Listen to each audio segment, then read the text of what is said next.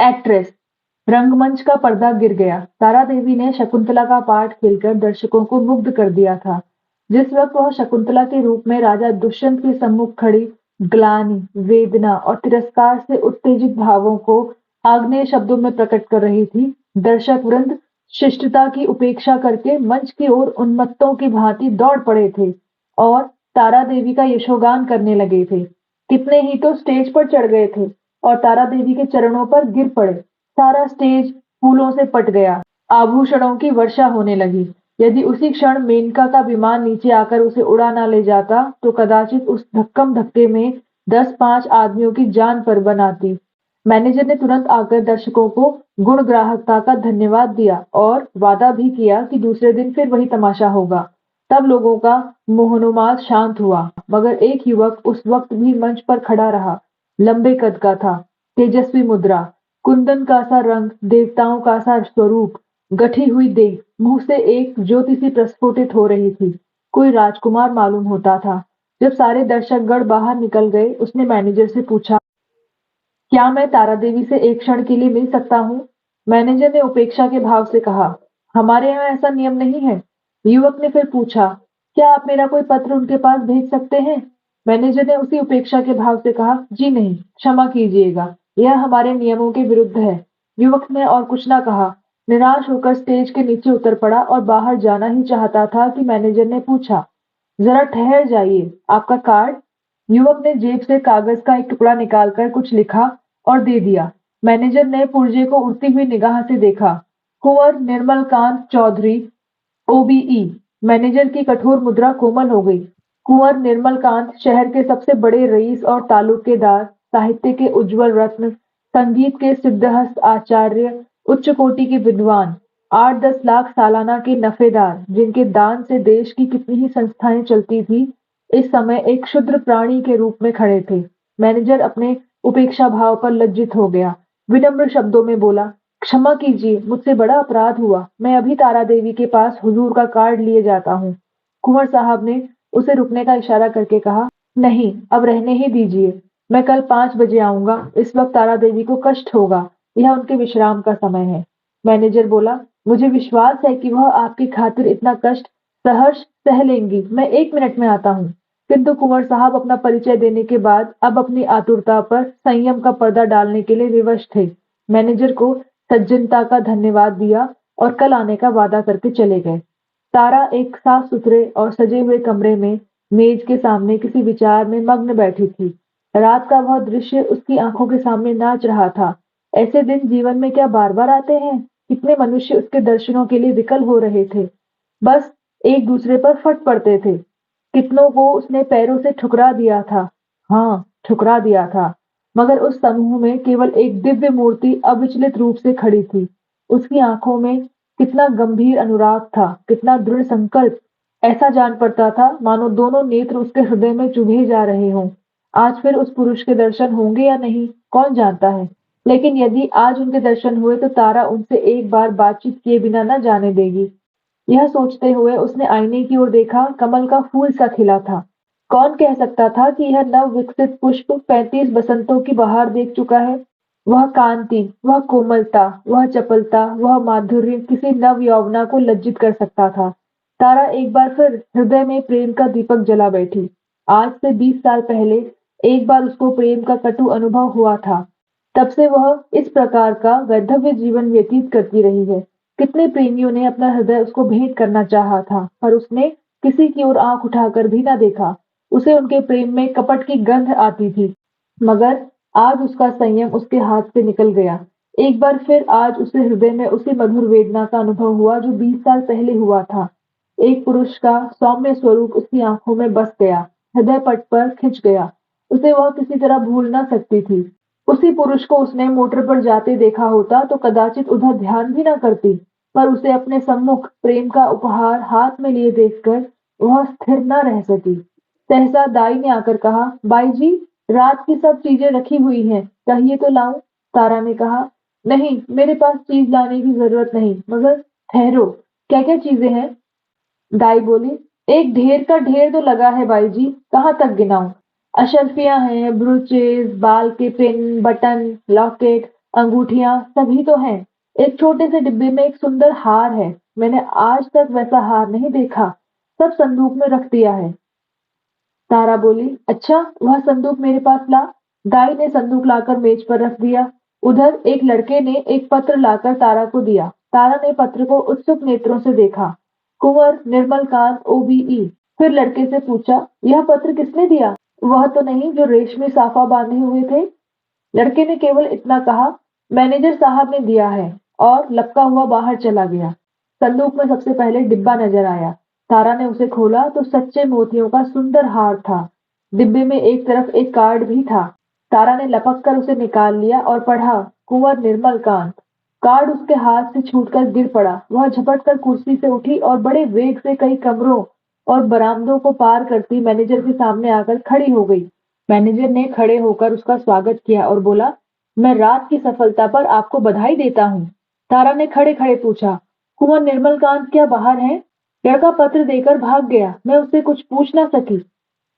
Manager बोला, कुंवर साहब का रुपया तो रात ही तुम्हारे चले आने के बाद मिला था। तारा बोली, तो आपने उसी वक्त मेरे पास क्यों ना भेज दिया? मैनेजर ने दबी जबान से कहा, मैंने समझा तुम आराम कर रही होगी, कष्ट देना उचित ना समझा। और भाई, साफ बात यह है कि मैं डर रहा था, कहीं कुंवर साहब को तुमसे मिलाकर तुम्हें खो ना बैठूं। अगर मैं औरत होता तो उसी वक्त उनके पीछे हो लेता। ऐसा देवरूप पुरुष मैंने आज तक नहीं देखा। वही जो रेशमी साफा बांधे खड़े थे तुम्हारे सामने, तुमने भी तो देखा था। तारा ने मानो अर्ध निद्रा की दशा में कहा, हाँ देखा तो था। क्या वह फिर आएंगे? मैनेजर बोला, हाँ, आज 5 बजे शाम को। बड़े विद्वान आदमी हैं और इस शहर के सबसे बड़े रईस। तारा बोली, आज मैं रिहर्सल में ना आऊंगी। कुंवर साहब आ रहे होंगे। तारा आईने के सामने बैठी है और दाई उसका श्रृंगार कर रही है। श्रृंगार भी इस जमाने में एक विद्या है। पहले परिपाटी के अनुसार ही श्रृंगार किया जाता था। कवियों, चित्रकारों और रसिकों ने श्रृंगार की मर्यादा सी बांध दी थी। आंखों के लिए काजल लाजमी था, हाथों के लिए मेहंदी, पांव के लिए महावर, एक एक अंग एक एक आभूषण के लिए निर्दिष्ट था। आज वह परिपाटी नहीं रही। आज प्रत्येक रमणी अपनी सुरुचि, सुबुद्धि और तुलनात्मक भाव से श्रृंगार करती है। उसका सौंदर्य किस उपाय से आकर्षकता की सीमा पर पहुंच सकता है, यही उसका आदर्श होता है। तारा इस कला में निपुण थी। वह 15 साल से इस कंपनी में थी और यह समस्त जीवन उसने पुरुषों के हृदय से खेलने में ही व्यतीत किया था। किस चितवन से, किस मुस्कान से, किस अंगड़ाई से, किस तरह केशों के बिखेर देने से दिलों का कत्लेआम हो जाता है, इस कला में कौन उससे बढ़कर हो सकता था। आज उसने चुन चुन कर आजमाए हुए तीर तरकश से निकाले, और जब सारा माधुर्य उसकी बलाएं ले रहा था, वह मेज के पास खड़ी होकर कुंवर साहब का कार्ड देख रही थी। उसके कान मोटर की आवाज की ओर लगे हुए थे। वह चाहती थी कि कुंवर साहब इसी वक्त आ जाएं और उसे इसी अंदाज में खड़े देखें। इसी अंदाज से वह इसके अंग प्रत्यंगों की पूर्ण छवि देख सकते थे। उसने अपने श्रृंगार कला से काल पर विजय पा ली थी। कौन कह सकता था कि यह चंचल नवयौवना उस अवस्था को पहुंच चुकी है जब हृदय को शांति की इच्छा होती है। वह किसी आश्रय के लिए आतुर हो उठता है और उसका अभिमान नम्रता के आगे सिर झुका देता है। तारा देवी को बहुत इंतजार न करना पड़ा। कुंवर साहब शायद मिलने के लिए उससे अधिक उत्सुक थे। 10 ही मिनट के बाद उनकी मोटर की आवाज आई। तारा संभल गई। एक क्षण में कुंवर ने कमरे में प्रवेश किया। तारा शिष्टाचार के लिए हाथ मिलाना भी भूल गई। प्रौढ़ावस्था में भी प्रेम की उद्विग्नता और असावधानी कुछ कम नहीं होती। वह किसी सलज्जा युवती की भांति सिर झुकाए खड़ी रही। कुंवर साहब की निगाह आते ही उसकी गर्दन पर पड़ी। वह मोतियों का हार जो उन्होंने रात को भेंट किया था चमक रहा था। कुंवर साहब को इतना आनंद और कभी ना हुआ। उन्हें एक क्षण के लिए ऐसा जान पड़ा मानो उनके जीवन की सारी अभिलाषा पूरी हो गई। बोले, मैंने आपको आज इस समय कष्ट दिया, क्षमा कीजिएगा। यह तो आपके आराम का समय होगा।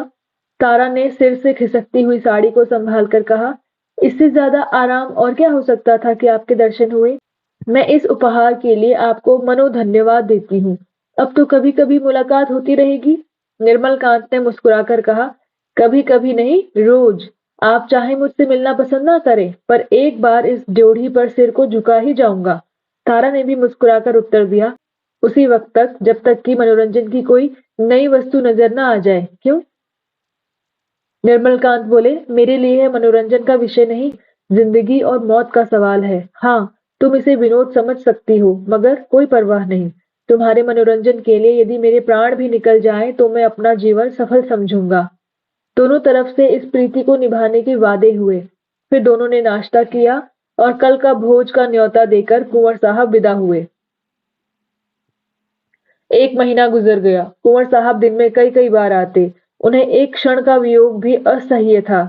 कभी दोनों बजरे पर दरिया की सैर करते, कभी हरी-हरी घास पर पार्कों में बैठे बातें करते, कभी गाना बजाना होता, नित्य नए प्रोग्राम बनते।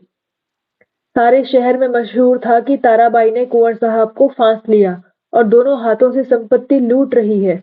पर तारा के लिए कुंवर साहब का प्रेम ही एक ऐसी संपत्ति थी जिसके सामने दुनिया भर की दौलत हे थी। उन्हें सामने देखकर उसे किसी वस्तु की इच्छा न होती थी। मगर 1 महीने तक इस प्रेम के बाजार में घूमने पर भी तारा को वह वस्तु न मिली जिसके लिए उसकी आत्मा लोलुप हो रही थी।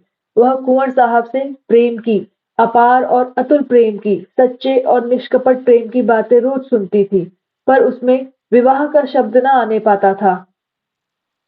मानो प्यासे को बाजार में पानी छोड़कर और सब कुछ मिलता हो। ऐसे प्यासे को पानी के सिवा और किस चीज से तृप्ति हो सकती है? प्यास बुझाने के बाद संभव है और चीजों की तरफ उसकी रुचि हो, पर प्यासे के लिए तो पानी सबसे मूल्यवान पदार्थ है। वह जानती थी कि कुंवर साहब उसके इशारे पर प्राण तक दे देंगे, लेकिन विवाह की बात क्यों उनकी जुबान से नहीं निकलती? क्या इस विषय पर कोई पत्र लिखकर अपना आशय कह देना संभव था? फिर क्या वह केवल विनोद की वस्तु बनाकर रखना चाहते हैं? यह अपमान उससे न सहा जाएगा। कुंवर के एक इशारे पर वह आग में कूद सकती थी, पर यह अपमान उसके लिए असह्य था। किसी शौकीन रईस के साथ वह इससे कुछ दिन पहले शायद 1-2 महीने रह जाती और उसे नोच खसोट कर अपनी राह लेती, किंतु प्रेम का बदला प्रेम है। कुंवर साहब के साथ वह यह निर्लज्ज जीवन न व्यतीत कर सकती थी। उधर कुंवर साहब के भाई बंद भी गाफिल न थे। वे किसी भांति उन्हें ताराबाई के पंजे से छुड़ाना चाहते थे। कहीं कुंवर साहब का विवाह ठीक कर देना ही एक ऐसा उपाय था जिससे सफल होने की आशा थी, और यही उन लोगों ने किया। उन्हें यह भय तो न था कि कुंवर साहब इस एक्ट्रेस से विवाह करेंगे। हाँ, यह भय अवश्य था कि कहीं रियासत का कोई हिस्सा उसके नाम कर दें या उसके आने वाले बच्चों को रियासत का मालिक बना दें। कुंवर साहब पर चारों ओर से दबाव पड़ने लगे। यहाँ तक कि यूरोपियन अधिकारियों ने भी उन्हें विवाह कर लेने की सलाह दी। उस दिन संध्या समय कुंवर साहब ने ताराबाई के पास जाकर कहा, तारा, देखो, तुमसे एक बात कहता हूँ, इनकार ना करना। तारा का हृदय उछलने लगा। बोली, कहिए, क्या बात है? ऐसी कौन वस्तु है जिसे आपकी भेंट करके मैं अपने को धन्य समझूं? बात मुंह से निकलने की देर थी। तारा ने स्वीकार कर लिया और हर्षोन्माद की दशा में रोती हुई कुंवर साहब के पैरों पर गिर पड़ी।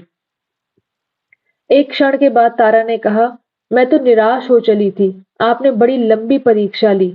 कुंवर साहब ने जवान दांतों तले दबाई, मानो कोई अनुचित बात सुन ली हो। बोले, यह बात नहीं है तारा। अगर मुझे विश्वास होता कि तुम मेरी याचना स्वीकार कर लोगी तो कदाचित पहले ही दिन मैंने भिक्षा के लिए हाथ फैलाया होता, पर मैं अपने को तुम्हारे योग्य नहीं पाता था। तुम सद्गुणों की खान हो और मैं जो कुछ हूँ वह तुम जानती ही हो। मैंने निश्चय कर लिया था कि उम्र भर तुम्हारी उपासना करता रहूंगा। शायद कभी प्रसन्न होकर तुम मुझे बिना मांगे ही वरदान दे दो। बस यही मेरी अभिलाषा थी। मुझ में अगर कोई गुण है तो यही है कि मैं तुमसे प्रेम करता हूँ और अपनी क्षुद्रता पर लज्जित हो जाता हूँ। तुम मेरे लिए सांसारिक नहीं, स्वर्गीय हो। मुझे आश्चर्य यही है कि इस समय मैं मारे खुशी के पागल क्यों नहीं हो जाता। कुंवर साहब देर तक अपने दिल की बातें कहते रहे। उनकी वाणी कभी इतनी प्रगल्भ न हुई थी। तारा सिर झुकाए सुनती थी, पर आनंद की जगह उसके मुख पर एक प्रकार का क्षोभ, लज्जा से मिला हुआ अंकित हो रहा था। यह पुरुष इतना सरल हृदय, इतना निष्कपट है, इतना विनीत, इतना उदार। सहसा कुंवर साहब ने पूछा, तो मेरे भाग्य किस दिन उदय होंगे तारा? दया करके बहुत दिनों के लिए न टालना। तारा ने कुंवर साहब की सरलता से परास्त होकर चिंतित स्वर में कहा, कानून का क्या कीजिएगा? कुंवर ने तत्परता से उत्तर दिया, इस विषय में तुम निश्चिंत रहो तारा, मैंने वकीलों से पूछ लिया है। एक कानून ऐसा है जिसके अनुसार हम और तुम एक प्रेम सूत्र में बंध सकते हैं। उसे सिविल मैरिज कहते हैं। बस आज ही के दिन वह शुभ मुहूर्त आएगा। क्यों? तारा सिर झुकाए रही, बोल न सकी। कुंवर साहब बोले, मैं प्रातः काल आ जाऊंगा, तैयार रहना। तारा सिर झुकाए रही, मुंह से एक शब्द न निकला। कुंवर साहब चले गए, पर तारा वहीं मूर्ति की भांति बैठी रही। पुरुषों के हृदय से क्रीड़ा करने वाली चतुर नारी क्यों इतनी विमूढ़ हो गई है? विवाह का एक दिन और बाकी है। तारा को चारों ओर से बधाइयां मिल रही हैं। थिएटर के सभी पुरुषों ने अपनी सामर्थ्य के अनुसार उसे अच्छे अच्छे उपहार दिए हैं। कुंवर साहब ने भी आभूषणों से सजा हुआ एक श्रृंगारदान भेंट किया है। उनके दो चार अंतरंग मित्रों ने भांति भांति के सौगात भेजे हैं, पर तारा के सुंदर मुंह पर हर्ष की रेखा भी नहीं नजर आती। वह क्षुब्ध और उदास है। उसके मन में 4 दिनों से निरंतर यही प्रश्न उठ रहा है, क्या कुंवर के साथ विश्वासघात करे, जिस प्रेम के देवता ने उसके लिए अपने कुल मर्यादा को तिलांजलि दे दी, अपने बंधुजनों से नाता तोड़ा, जिसका हृदय हिमकण के समान निष्कलंक है, पर्वत के समान विशाल, उसी से कपट करे? नहीं, वह इतनी नीचता नहीं कर सकती। अपने जीवन में उसने कितने युवकों से प्रेम का अभिनय किया था, कितने ही प्रेम के मतवालों को वह सब्जबाग दिखा चुकी थी, पर कभी उसके मन में ऐसी दुविधा न हुई थी, कभी उसके हृदय ने उसका तिरस्कार न किया था। क्या इसका कारण इसके सिवा कुछ और था कि ऐसा अनुराग उसे और कहीं न मिला था? क्या वह कुंवर साहब का जीवन सुखी बना सकती है? हाँ, अवश्य। इस विषय में उसे लेश मात्र भी संदेह नहीं था। भक्ति के लिए ऐसी कौन सी वस्तु है जो असाध्य है? पर क्या वह प्रकृति को धोखा दे सकती है? ढलते हुए सूर्य में मध्याह्न का सा प्रकाश हो सकता है? असंभव। वह स्फूर्ति, वह चपलता, वह विनोद, वह सरल छवि, वह तल्लीनता, वह त्याग, वह आत्मविश्वास, वह कहाँ से लाएगी जिसके सम्मिश्रण को यौवन कहते हैं? नहीं, वह कितना ही चाहे पर कुंवर साहब के जीवन को सुखी नहीं बना सकती। बूढ़ा बैल कभी जवान बछड़ों के साथ नहीं चल सकता। आह, उसने यह नौबत ही क्यों आने दी? उसने क्यों कृत्रिम साधनों से, बनावटी श्रृंगार से कुंवर को धोखे में डाला? अब इतना कुछ हो जाने पर किस मुंह से कहेगी कि मैं रंगी हुई गुड़िया हूँ? जवानी मुझसे कब की विदा हो चुकी, अब केवल उसका पदचिन्ह रह गया है। रात के 12 बज गए थे। तारा मेज के सामने इन्हीं चिंताओं में मग्न बैठी हुई थी। मेज पर उपहारों के ढेर लगे हुए थे, पर वह किसी चीज की ओर आंख उठाकर भी न देखती। अभी 4 दिन पहले वह इन्हीं चीजों पर प्राण देती थी। उसे हमेशा ऐसी चीजों की तलाश रहती थी जो काल के चिन्हों को मिटा सके, पर अब उन्हीं चीजों से घृणा हो रही थी। प्रेम सत्य है, और सत्य और मिथ्या दोनों एक साथ नहीं रह सकते। तारा ने सोचा, क्यों ना यहाँ से कहीं भाग जाए, किसी ऐसी जगह चली जाए जहाँ कोई उसे जानता ना हो। कुछ दिनों के बाद जब कुंवर साहब का विवाह हो जाए, तो वह फिर आकर उनसे मिले और यह सारा वृत्तांत उनसे कह सुनाए। इस समय कुंवर पर वज्रपात सा होगा। हाय, न जाने उनकी क्या दशा होगी। पर इसके सिवा उसके पास और कोई मार्ग नहीं है। अब उनके दिन रो रो कर कटेंगे, लेकिन उसे कितना ही दुख क्यों ना हो, वह अपने प्रियतम के साथ छल नहीं कर सकती।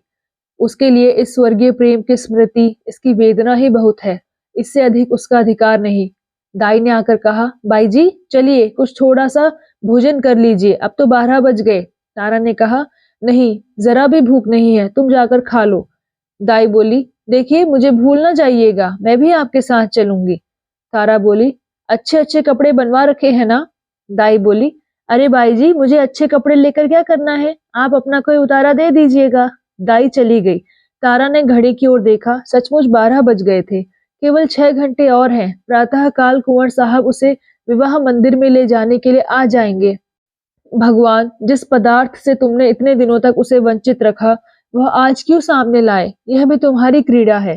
तारा ने एक सफेद साड़ी पहन ली, सारे आभूषण उतार कर रख दिए। गर्म पानी मौजूद था, साबुन और पानी से मुंह धोया और आईने के सम्मुख जाकर खड़ी हो गई। कहाँ थी वह छवि, वह ज्योति जो आंखों को लुभा लेती थी? रूप वही था, पर कांति कहाँ? अब भी वह यौवन का स्वांग भर सकती है? तारा को अब वहां एक क्षण भी और रहना कठिन हो गया। मेज पर फैले हुए आभूषण और विलास की सामग्रियां मानो उसे काटने लगी। यह कृत्रिम जीवन असह्य हो उठा। खस की टाट और बिजली के पंखों से सजा हुआ शीतल भवन उसे भट्टी के समान तपने लगा। उसने सोचा, कहाँ भाग कर जाऊं? रेल से भागती हूँ तो भागने ना पाऊंगी। सवेरे ही कुंवर साहब के आदमी छूटेंगे और चारों तरफ मेरी तलाश होने लगेगी। वह ऐसे रास्ते से जाएगी जिधर किसी का ख्याल भी न जाए। तारा का हृदय इस समय गर्व से छलका पड़ता था। वह दुखी न थी, निराश न थी। वह फिर साहब से मिलेगी, किंतु वह निस्वार्थ संयोग होगा। प्रेम के बनाए हुए कर्तव्य मार्ग पर चल रही है, फिर दुख क्यों हो और निराशा क्यों हो? सहसा उसे ख्याल आया, ऐसा न हो कुंवर साहब उसे वहां ना पाकर शोक विह्वलता की दशा में कोई अनर्थ कर बैठे। फिर कल्पना से उसके रोंगटे खड़े हो गए। एक क्षण के लिए उसका मन कातर हो उठा। फिर मेज पर जा बैठी और यह पत्र लिखने लगी। प्रियतम, मुझे क्षमा करना। मैं अपने को तुम्हारी दासी बनने के योग्य नहीं पाती। तुमने मुझे प्रेम का वह स्वरूप दिखा दिया जिसकी इस जीवन में मैं आशा ना कर सकती थी। मेरे लिए इतना ही बहुत है। मैं जब तक जीऊंगी तुम्हारे प्रेम में मग्न रहूंगी। मुझे ऐसा जान पड़ रहा है कि प्रेम की स्मृति में प्रेम के भोग से कहीं अधिक माधुर्य और आनंद है। मैं फिर आऊंगी, फिर तुम्हारे दर्शन करूंगी, लेकिन उसी दशा में जब तुम विवाह कर लोगे। यही मेरे लौटने की शर्त है। मेरे प्राणों के प्राण, मुझसे नाराज ना होना। ये आभूषण जो तुमने मेरे लिए भेजे थे, अपनी ओर से नववधू के लिए छोड़े जाती हूँ। केवल वह मोतियों का हार जो तुम्हारे प्रेम का पहला उपहार है, अपने साथ लिए जाती हूँ। तुमसे हाथ जोड़कर कहती हूँ, मेरी तलाश ना करना। मैं तुम्हारी हूँ और सदा तुम्हारी रहूंगी। तुम्हारी तारा। यह पत्र लिखकर तारा ने मेज पर रख दिया, मोतियों का हार गले में डाला और बाहर निकल आई। थिएटर हॉल से संगीत की ध्वनि आ रही थी। एक क्षण के लिए उसके पैर बंध गए। 15 वर्षों का पुराना संबंध आज टूटा जा रहा था। सहसा उसने मैनेजर को आते देखा। उसका कलेजा धक से हो गया। वह बड़ी तेजी से लपककर दीवार की आड़ में खड़ी हो गई। ज्यों ही मैनेजर निकल गया, वह हाथे के बाहर आई और कुछ दूर गलियों में चलने के बाद उसने गंगा का रास्ता पकड़ा। गंगा तट पर सन्नाटा छाया हुआ था। 10-5 साधु बैरागी धूनियों के सामने लेटे थे। 10-5 यात्री कंबल जमीन पर बिछाए सो रहे थे। गंगा किसी विशाल सर्प की भांति रेंगती चली आती थी। एक छोटी सी नौका किनारे पर लगी हुई थी। मल्लाह नौका में बैठा हुआ था। तारा ने मल्लाह को पुकारा, ओ मांझी, उस पार नाव ले चलेगा? मांझी ने जवाब दिया, इतनी रात गए नाव ना जाई। मगर दूनी मजदूरी की बात सुनकर डांड उठाया और नाव को खोलता हुआ बोला, सरकार, उस पार कहाँ जाए? तारा बोली, उस पार एक गांव में जाना है। मल्लाह बोला, मुदा इतनी रात गए कौनो सवारी शिकारी ना मिली। तारा बोली, कोई हर्ज नहीं, तुम मुझे उस पार पहुंचा दो। माझी ने नाव खोल दी। तारा उस पर जा बैठी और नौका मंद गति से चलने लगी, मानो जीव स्वप्न साम्राज्य में विचर रहा हो। इसी समय एकादशी का चांद पृथ्वी से उस पार अपनी उज्जवल नौका खेता हुआ निकला और व्योम सागर को पार करने लगा।